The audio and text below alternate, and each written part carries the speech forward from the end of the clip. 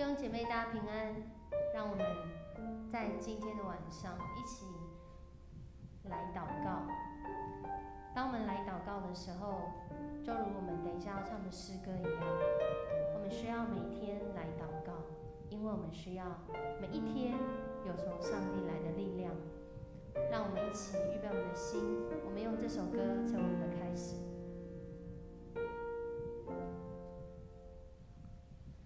主，我心爱你，我渴望活在你的怀里，每天与你同在，享受你的大爱，医治我受伤的心灵，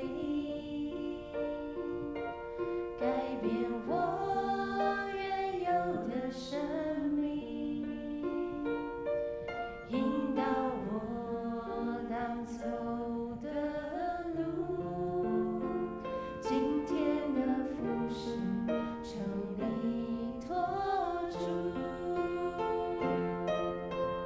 哦，主啊，求你改变我心思意念，愿你来雕琢，使我能更加像你，带着耶稣的香气。哦，主啊，求你吸引我，带我进入你圣洁居所，让我今天为你活，完全献上为活祭，奉献一生跟随你。再次从头来，我们一起来用这样的诗歌成我们的祷告，让我们再一次来到神的面前。主，我心爱你，我渴望活在你的怀里，每天与你同在，享受你的大爱，医治我受伤的心灵，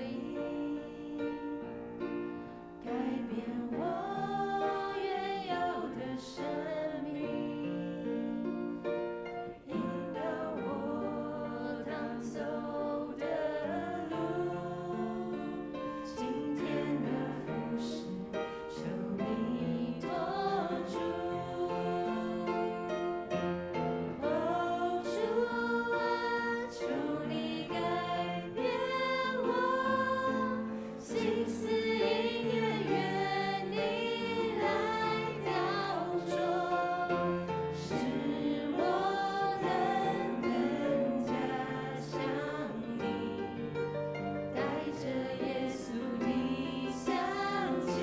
哦，主啊，求你吸引我。哦，主啊，求你吸引我，带我进入你圣洁居所，让我今天为你活，完全献上为活祭，奉献一生跟随你。每一个基督徒都是上帝的见证人，特别在这疫情不容易的时候，我们每一个人更能够来活出上帝的见证，因为主耶稣是我们永生永恒唯一的盼望。让我们来到他的面前，我们一起用这首歌再次成为我们的赞美。我们一起来拍手。有一位真神，他名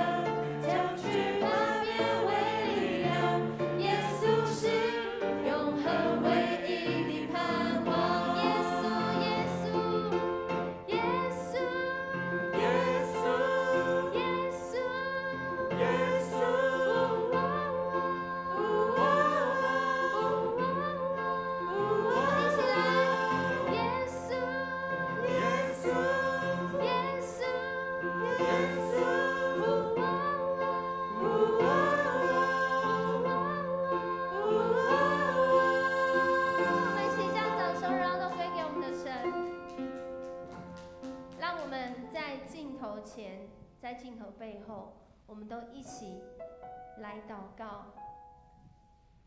这位主耶稣他升天之前，他说天上地下的权柄一切都赐给他了，所以我们要去在万民当中为主做见证。特别在这个时候，我们能够做见证的依据是谁呢？我们能够活出盼望的依据是谁呢？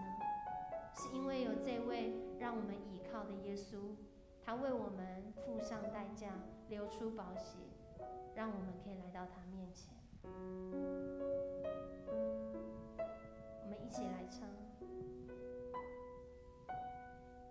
若非你流出宝血赎回我，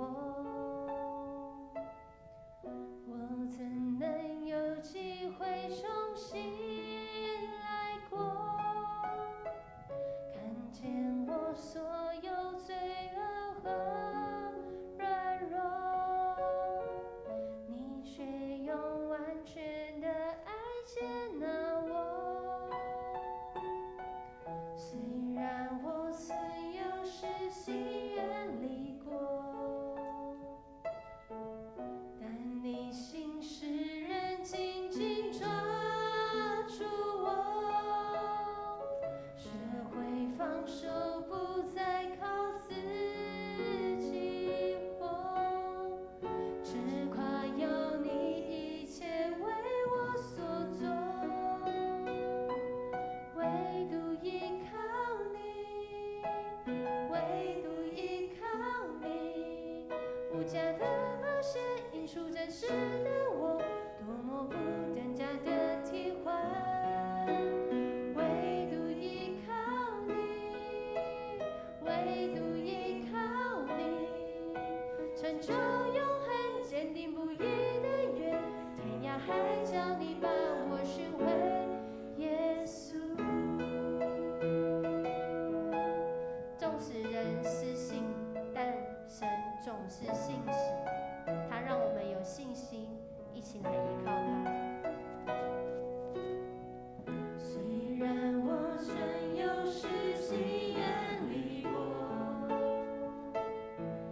但你心事仍紧紧抓住我，学会放手，不再靠自己活，只夸耀你一切为我所做，唯独依靠你，唯独依靠你，唯独依靠你，唯独依靠你，无价的宝血印出真实的我，多么不等价的替换，唯独依靠你，唯独依靠你，成就永恒坚定不移的约，天涯海角你把我寻回，耶稣。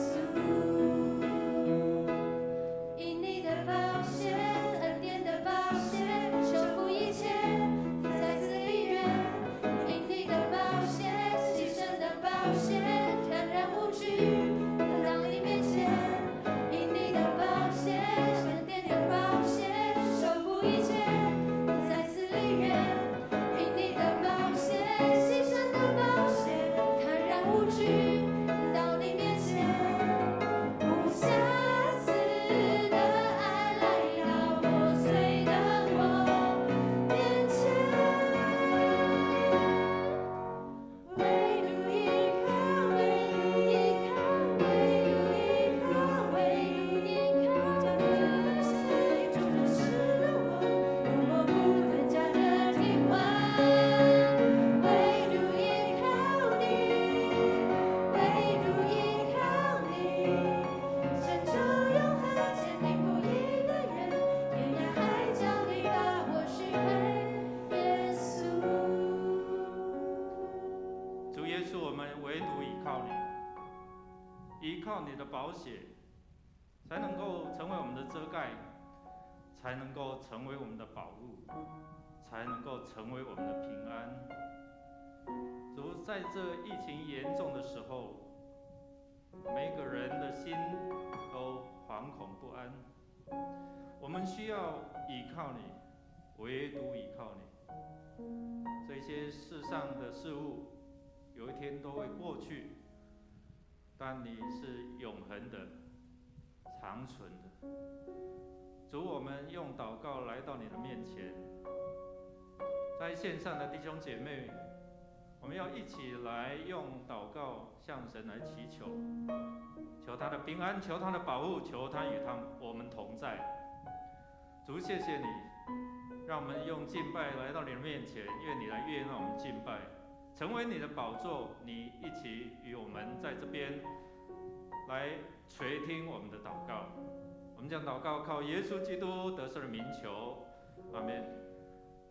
线上的弟兄姐妹，大家平安。我们要一同来祷告。圣经告诉我们说，2、3个人同心合意的祷告，天父必要成全。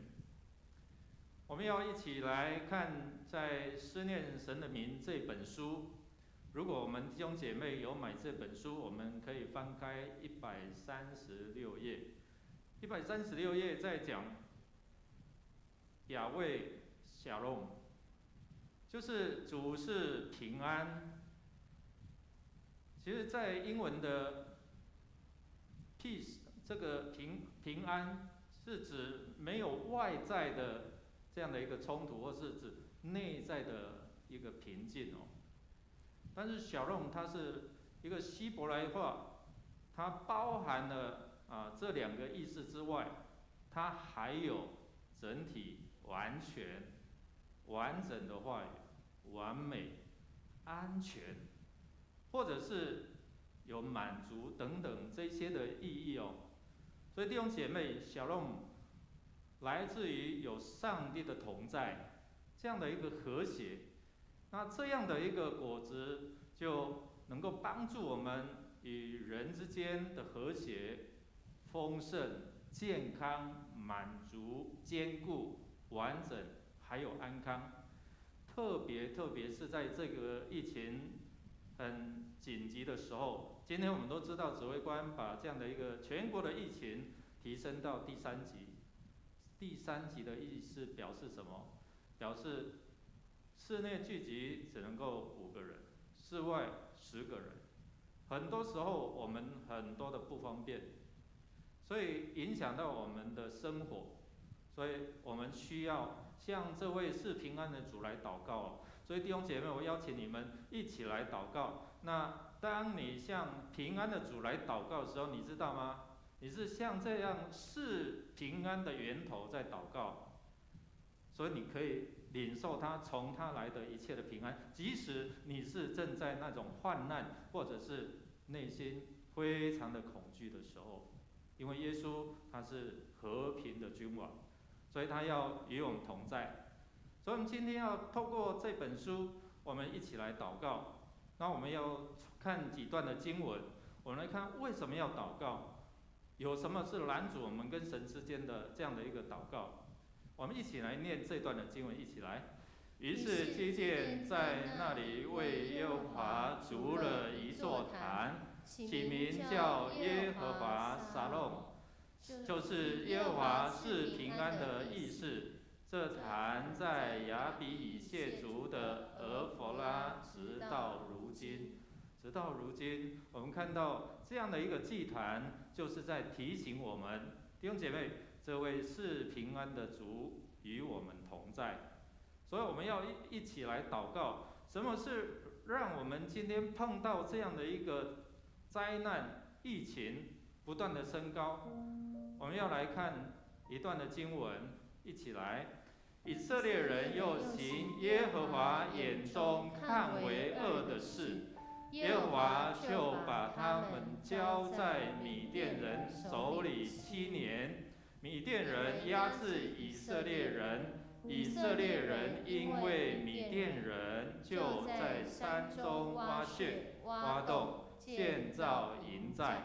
以色列人每逢撒种之后，米甸人、亚玛力人和东方人都上来攻打他们，对着他们安营，毁坏土产，直到迦萨，没有给以色列人留下食物，牛羊驴也没有留下。因为那些人带着牲畜帐篷来，像蝗虫那样多，人和骆驼无数，都进入国内，毁坏全地。以色列人因米甸人的缘故极其穷乏，就呼求耶和华。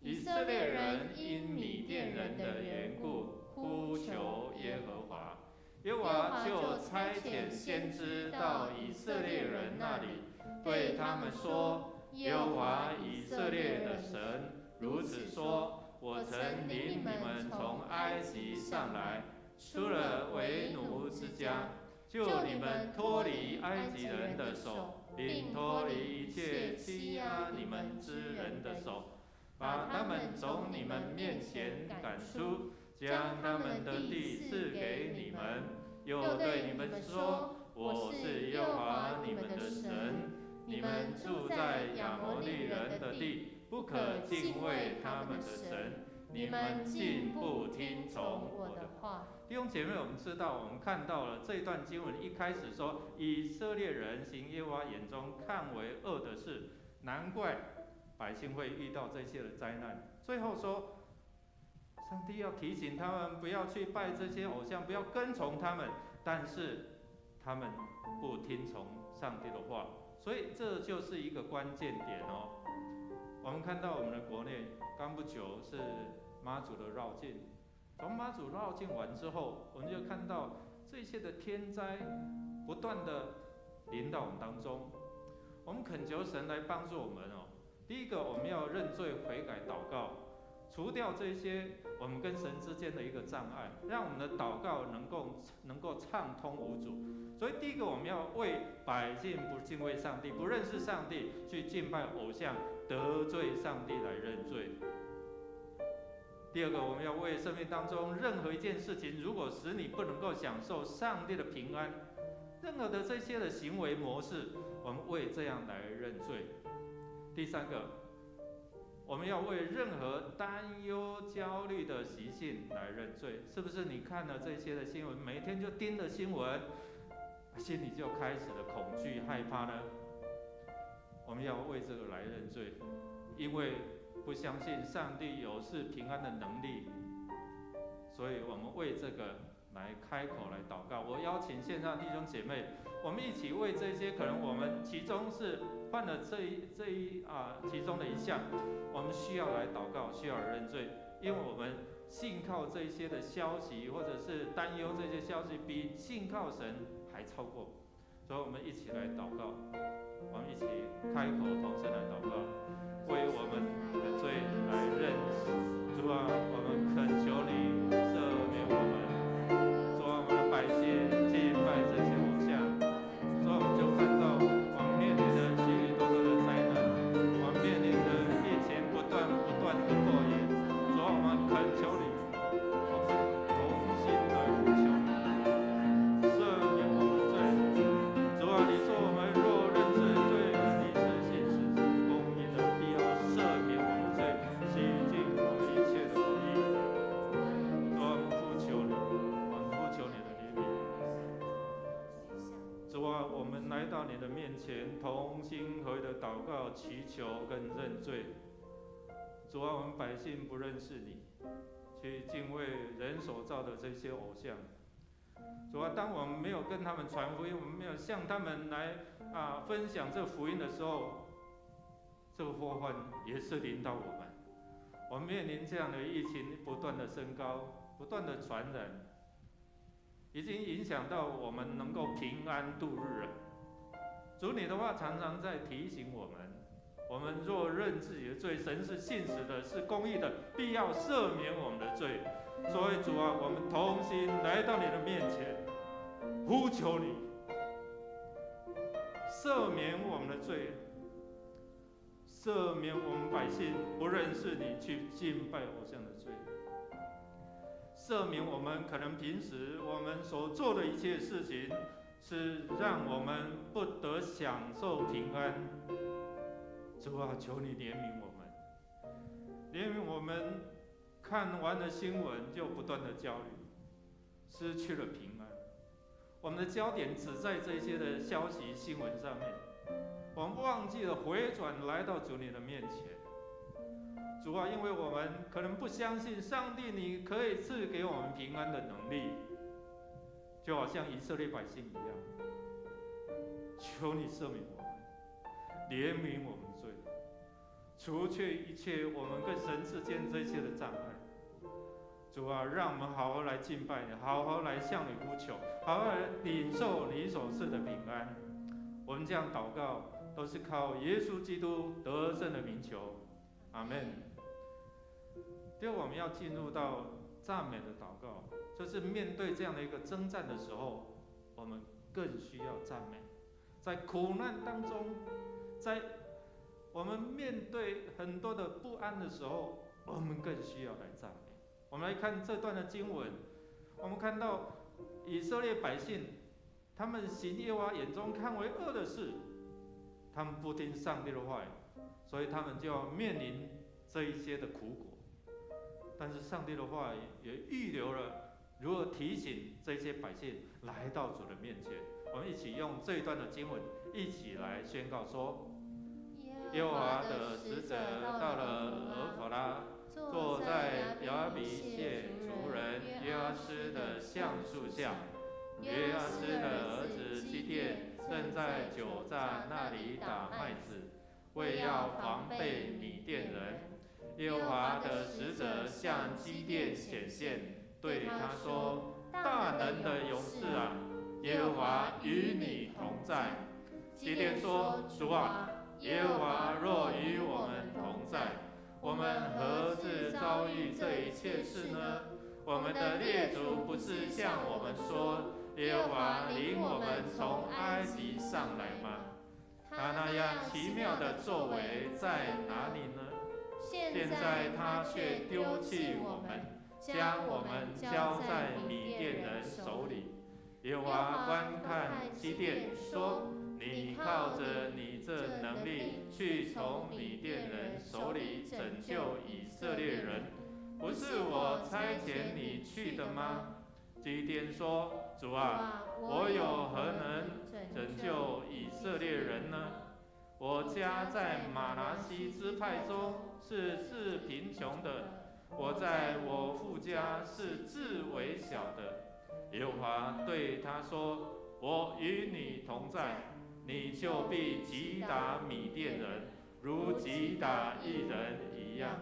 哇，所以弟兄姐妹，我们看到，当我们面对这些困难的时候，神向我们彰显的时候，他应许说与我们同在的时候，虽然你微小，虽然你觉得你很软弱，但是当上帝应许你要与你同在的时候，他就给你有大能力，就好像他给基甸说：我给你能力，要打他们这一群人，好像打一个人一样。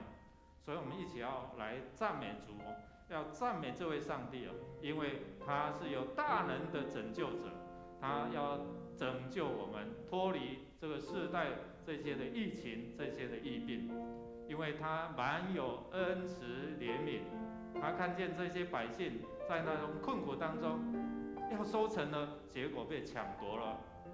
弟兄姐妹，你有没有经历这样？在这个疫情当中，你要收成了，但是被这些疫情所抢夺了。我们要来赞美我们的主，他是有主权统治万族万邦的，他也要赐给你平安他赐给我们每一个人，在患难当中，在这个惊恐害怕当中，也要给你平安。我想上帝也透过这一些的管教，特别要提醒人要回转来归向他。所以我要邀请大家一起来赞美我们的主，即使在这样的恐惧当中，我们开口来赞美吧，我们开口来祷告吧，赞美这位创造宇宙万物的真神。哈利路亚！赞美你，赞美你，你有大能大力。主啊，你有恩慈良善，你是信实的，你是怜悯的。哈利路亚！主，我们奉你名，我要宣告你的主权又临到万族万邦。哈利路亚！主，我们要宣告，赞美你是赐下平安的主，赐下你的恩典，赐下你的慈爱，赐下你的管教。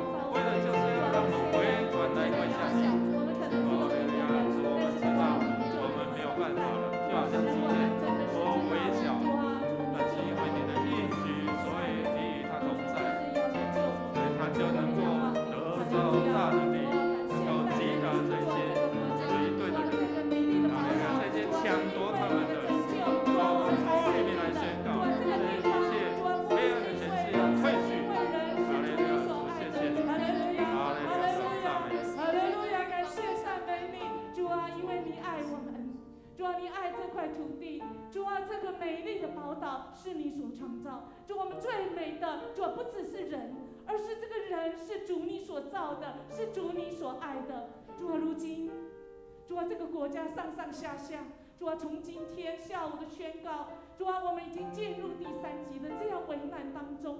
主啊，我们受疫情之苦，主啊，我们又没水，很多时候又没有电。主啊，我们没有了这一切，我们能够求告谁？主啊，你自己来。主啊，就像今天的经文一样。主啊，今天经文我们看到基甸在那个痛苦当中的时候，主你竟然主动，主啊，你是那主动介入，你派那使者，主啊，就在我们的当中。主，我们谢谢你，因为你是守约施慈爱的主。主啊，你就是定义要来爱台湾这块美丽的宝岛。这块宝岛是因为美丽，不是人，不是我们的环境，不是这些海啊、山啊、水啊，不是，乃是主你看中这块土地，你就要拯救这块土地人。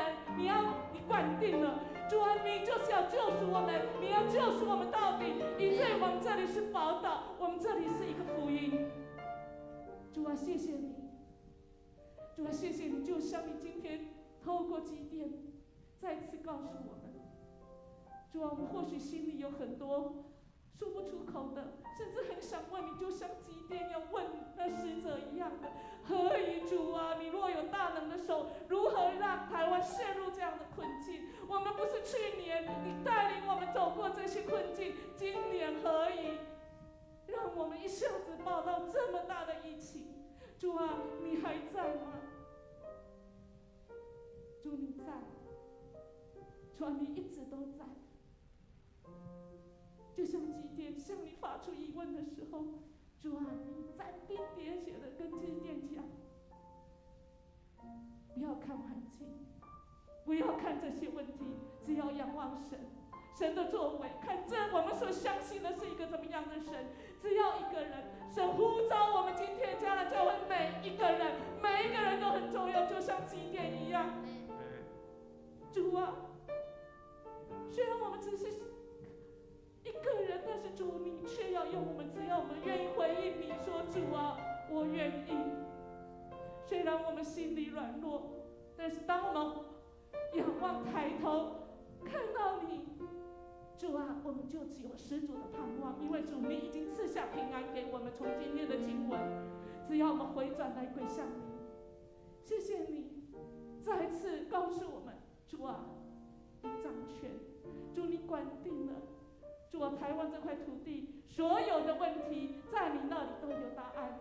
主啊，我们所有的困境，主你都有福音，你都有办法要赐给我们。谢谢你，这块土地真是美丽的宝岛，因为我们有了主你，我们就有十足的盼望跟喜乐。我们这样祈求祷告，奉主耶稣基督的名求。Amen。没有错，在困境当中有福音，有神的同在。当我们赞美敬拜的时候，神的同在就会带来智慧，带来一些的策略。所以我们看到这段经文，我们一起来说。基甸说：我若在你眼前蒙恩，求你给我一个证据，使我知道与我说话的就是主。求你不要离开这里，等我归回，将礼物带来供在你面前。主说：我必等你回来。基甸去预备了一只山羊羔，用一把细面做了无酵饼，将肉放在筐内，把汤盛在壶中，带到橡树下，献在使者面前。神的使者吩咐基甸说：将肉和无酵饼放在这磐石上，把汤倒出来。他就这样行了。耶和华的使者伸出手内的杖头挨了肉和无酵饼，就有火从磐石中出来，烧尽了肉和无酵饼。耶和华的使者也就不见了。弟兄姐妹，我们看到当我们赞美、我们敬拜、我们仰望这位与人同在的主的时候，他就赐给我们智慧，如何让神的同在、神的能力就充满在我们当中，也印证了神的这样的能力要帮助我们。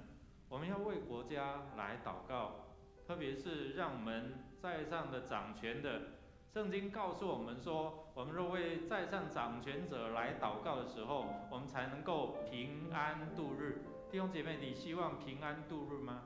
你希望能够平安的经过这一些的疫情不断的这样的一个严重严峻能够消除，能够降下来吗？我们要为着全国这样疫情的升高，然后求主来帮助。他如何帮助基甸，如何帮助以色列人？我们也宣告说，他必帮助我们止住这一些的疫情不再蔓延，也使我们的一些民生、医护等等各项的资源不缺乏。因为我们现在面对了一些的缺乏水，所以过不久我们桃园可能也要有这一些的停水的因应的措施，所以我们真的要祈求主降下他的恩雨，让我们在缺水当中得到他恩雨的滋润。最近我们也看到，本来说不缺电了，但是一些的操作或者是这样的一个用电高峰，所以导致我们看到民生断电了，缺电了。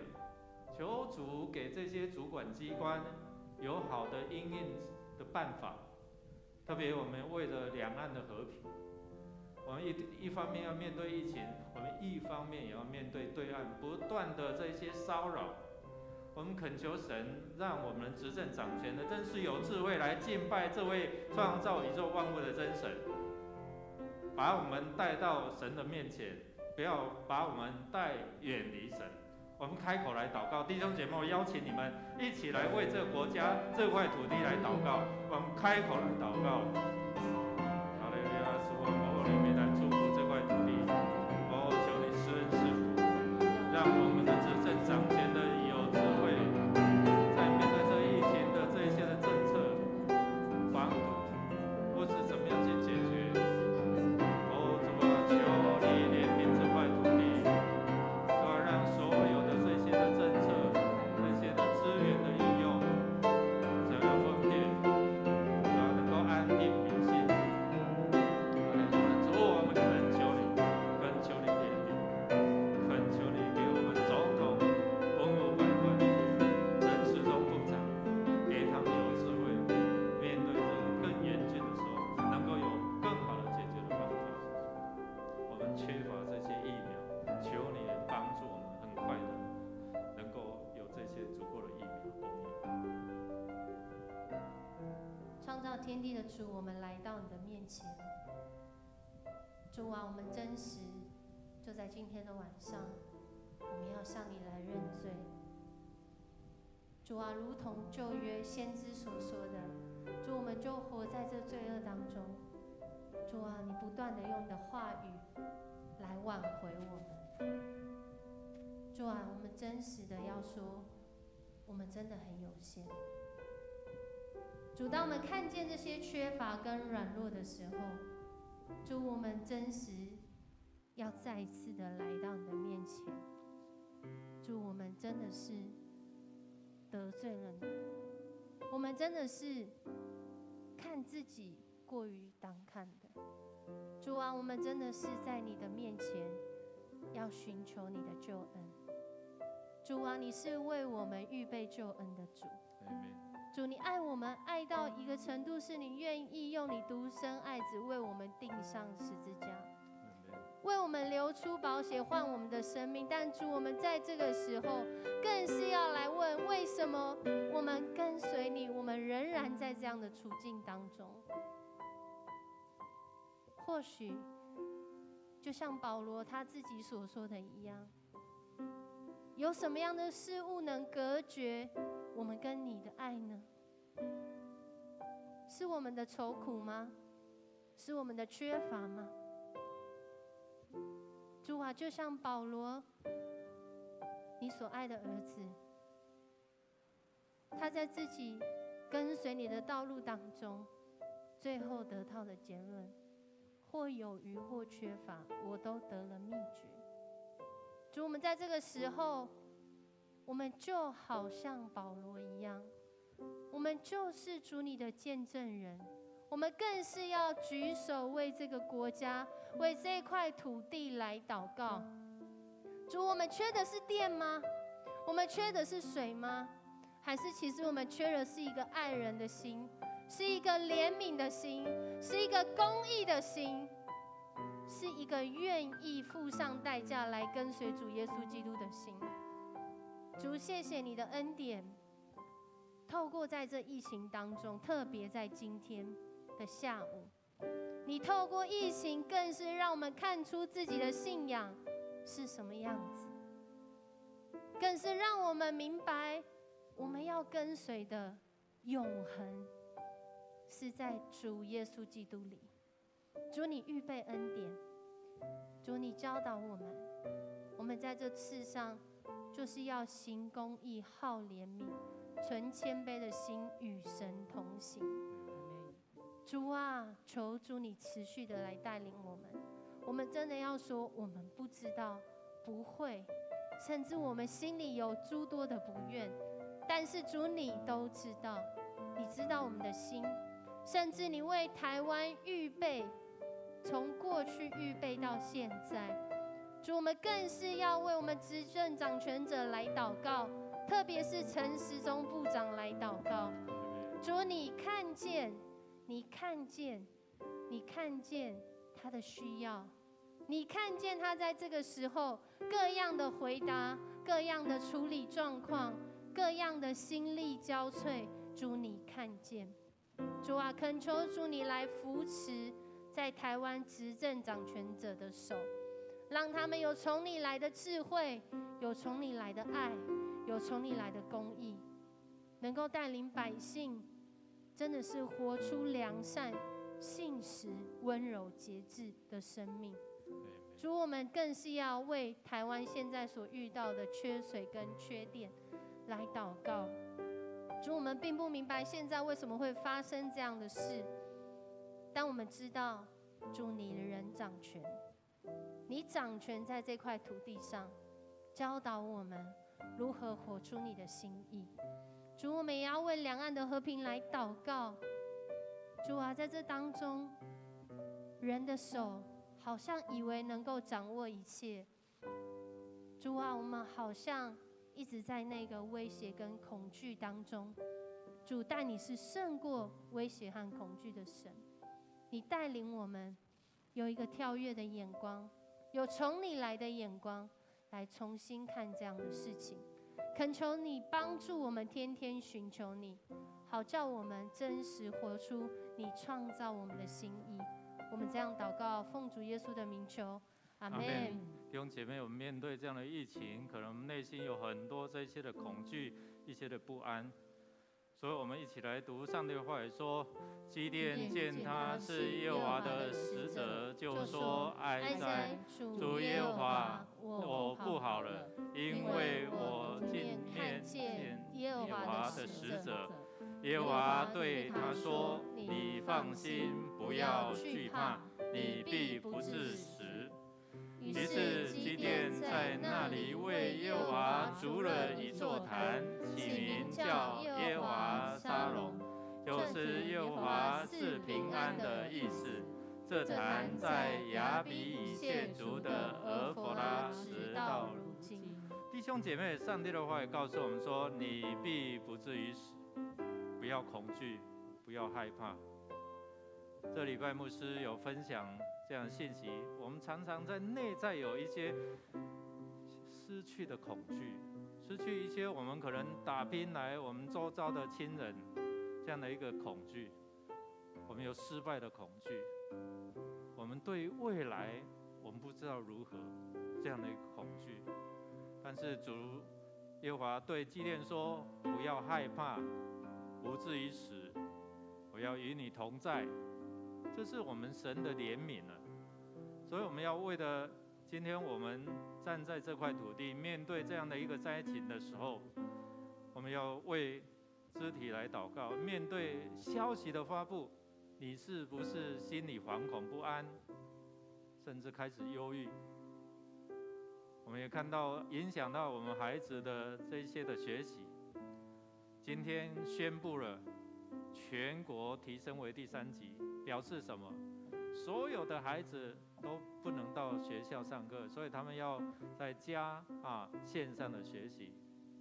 我们看到很多这些的不便，这个也会影响到我们出入，可能要外出工作，会担心害怕，我坐大众捷运、公车会不会受到影响，受到疫情的传染，心里就极度的恐惧。也因为疫情的关系，我们看到很多商店必须要被迫关门，没有办法做生意，所以为了工作，为了经济，求上帝怜悯，在缺乏当中，主依然来供应，给我们有好的方法策略、因应的措施，为了家庭不受到疫情所影响，因为很多就在家了。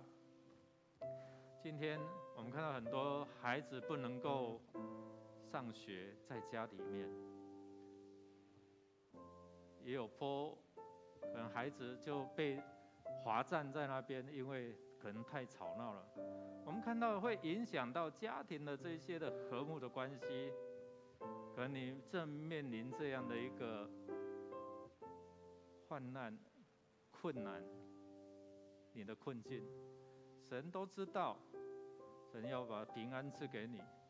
我邀请大家一起来祷告，为我们弟兄姐妹来祷告，为在收看的弟兄姐妹来祷告，让我们有平安稳妥的心，因为耶和华沙龙，耶和华是平安给你，耶和华要与你同在。如何向基甸来宣告说你必不至于死，你要有平安，他也要宣告说你也要有平安。我们一起开口来祷告。哈利路亚，主啊，我们奉你名一同来宣告，主你的同在带来你的平安，主你是平安的主，也是平安，是与我们同在的，你不是降灾祸。主啊，我们来到你的面前，我们恳求你施恩垂听我们的祷告。你知道内在是很恐惧，听到3级的疫情发布，我们就心里非常的惶恐，导致我们可能在家里，在整个这些和谐的关系被破坏了。哈利路亚，我们恳求你，呼求你怜悯我们，赐下你的平安稳妥的心在我们里面。哈利路亚，主，我们奉你名来祝福，然后我们祝福，让我们出入平安。你用你的恩典成为保护网，护卫着我们。哈利路亚，主，我们恳求你。哈利路亚，让我们也不在你，不在于这些环境。哈利路亚，让我们信心能够提升来到你的面前。主啊，谢谢你，我们奉你名来宣告，主你是平安的主。哈利路亚，谢谢你，我们恳求你，我们需要你，我们需要你的同在。没有办法进入到人的心中，主要帮助我们在每一个家庭当中。谢谢你，耶和华沙龙是平安的主，你是赐平安的源头，你是赐一切福气的源头。所以在我们特别面对这一艰困的环境，可能我们每天盯着这些新闻，下午2点的时候，我们就坐在电视机前面来等待，今天又几个人，有没有降下来？那种内心的惶恐不安，主啊，你是知道的，你知道基甸的内心，你也知道我们每一个人的内心。今天消息一发布，全国我们相信有很多人心里更惶恐、更不安，更引发这些的忧郁、恐惧。恳求主捆绑这一些的恐惧、害怕、不安离开我们内心，因为你所要试的是平安的意念，不是降灾祸的意念。主啊，我们奉你名来祝福，因为政策的宣布，让许多这些孩子要在家线上学习。主啊，我们恳求你怜悯，让他们在家的学习也不受搅扰，不受影响。特别是我们看到这样的疫情带来了我们工作上、经济上收入的影响，我们为每一个家庭经济工作受到冲击的，求你自己来帮助、来供应，让他们能够面对经济的危机的时候、工作的危机的时候，有主你的同在。主，我们要奉你名来祝福，让整个家庭不会因为疫情的关系的影响，造成这些的关系的破裂。你是使人跟人和睦的主，你是和平的君王，你是赐平安的，你是丰富我们内在，即使我们是在那一日缺乏或者是担心害怕当中，一旦有你的同在，我们就能够平静安稳。谢谢主，我们更需要常常的祷告，每一天的祷告来到你的面前，让我们知道，因为有你的同在，以色列人脱离这些仇敌的攻击；因为有你的同在，我们必脱离这些恐惧、害怕的仇敌，要离开我们。主，谢谢你垂听我们的祷告，赐下你的平安与我们同在。祷告靠耶稣基督得胜的名求，阿们。最后，我们要一起来宣告圣经中有哪些的应许哦？我们一起来宣告说：艰辛依赖你的，你必保守他十分平安，因为他倚靠你。耶和华说：我知道我向你们所怀的意念是赐平安的意念，不是降灾祸的意念，要叫你们末后有指望。你们要呼求我、祷告我，我就应允你们。你们寻求我，若专心寻求我，就必寻见。耶和华说：我必被你们寻见，我也必使你们被掳的归回，将你们从各国中和我所赶你们到的各处招聚了来，又将你们带回我使你们被掳离开的地方。这是耶和华说的。我心里说：耶和华是我的份，因此我要仰望他。凡等候耶和华、心里寻求他的，耶和华必施恩给他。又要叫基督的平安在你们心里做主，你们也为此蒙召，归为一体，且要存感谢的心。感谢主哦！这一些的经文好多，只是其中一小部分。但是上帝的话语里面，圣经里面有好多上帝要给你的应许。弟兄姐妹，你知道吗？如果你没有去读，你就不知道；如果你去读，然后用信心来宣告出来，你就能够成为蒙恩的人，有享平安的人。我们要一起用这段的祷告文一起来宣告说：我倚靠圣灵的大能，要活在主的同在中，活在平静安稳中。我与主、与他人、与自己都要活在和睦里。我们要得享真正的平安、丰盛、和谐、安全、健康和满足。不论我们所处的环境如何动荡，瘟疫如何流行，我们都要因为主的同在而享有平安与盼望。感谢主，我们要来回应神的话语。神有唯一的盼望就是耶稣，耶稣是成为我们唯一的盼望。我们一起来唱这首诗歌。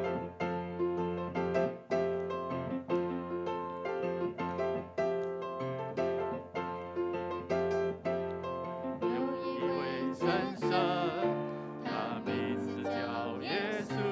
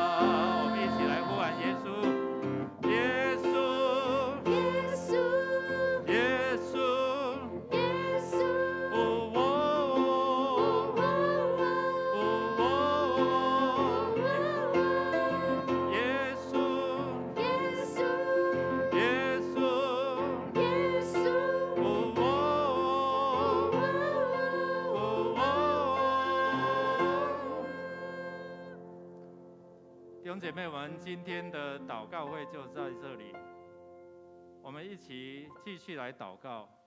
我们来到主的面前，我们一起来宣告说：主是平安，他要与你同在。如果你在家庭有彼此收看的，你就跟你的旁边说：主是平安，主要赐给你平安。主是平安，主要赐福你平安。我们下次再见，愿